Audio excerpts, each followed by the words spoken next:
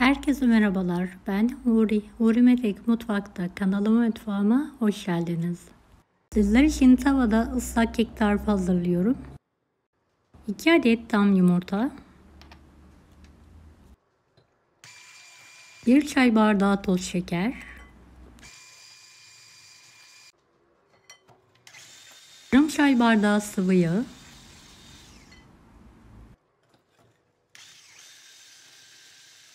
1 su bardağı süt,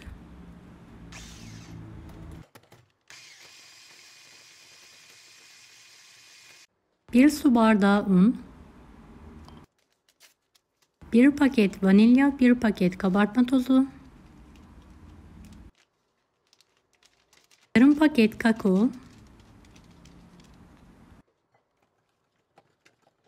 tüm malzemeyi karıştıralım.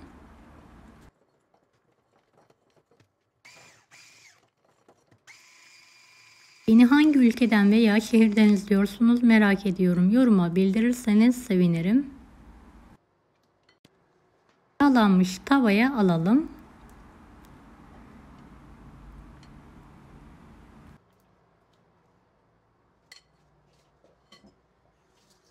Kapağını kapatarak kısık ocak üzerine alarak pişirmeyi bırakalım.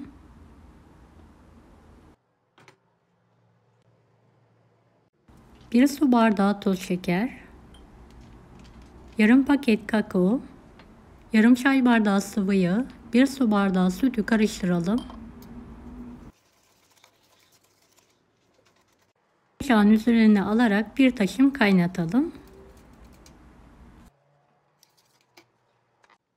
Pişen kekimizi fırın kağıdı ve pasta tabağı yardımıyla ters çevirelim.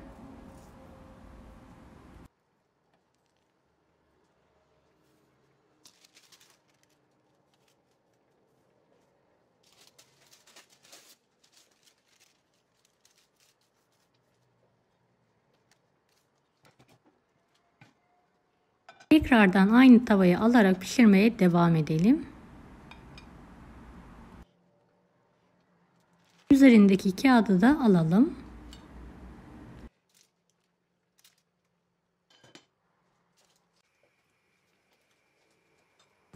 Kekimizi kontrol edelim. Bir kürdan yardımıyla piştiyse ters çevirerek altındaki kağıdı çıkartarak aynı tavaya alalım.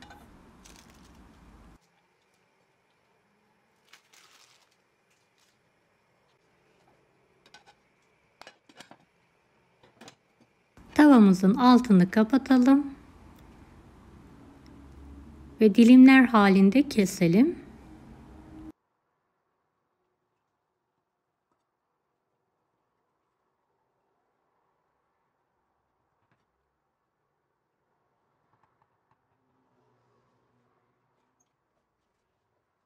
Sıcak keke sıcak çikolata sosunu gezdirelim.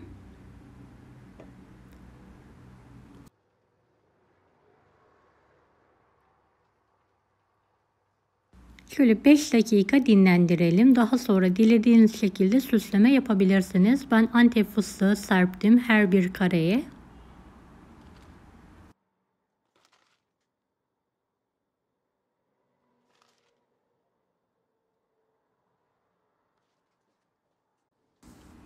Evet, bir dilimi çıkartarak yakından sizlere göstermek istiyorum.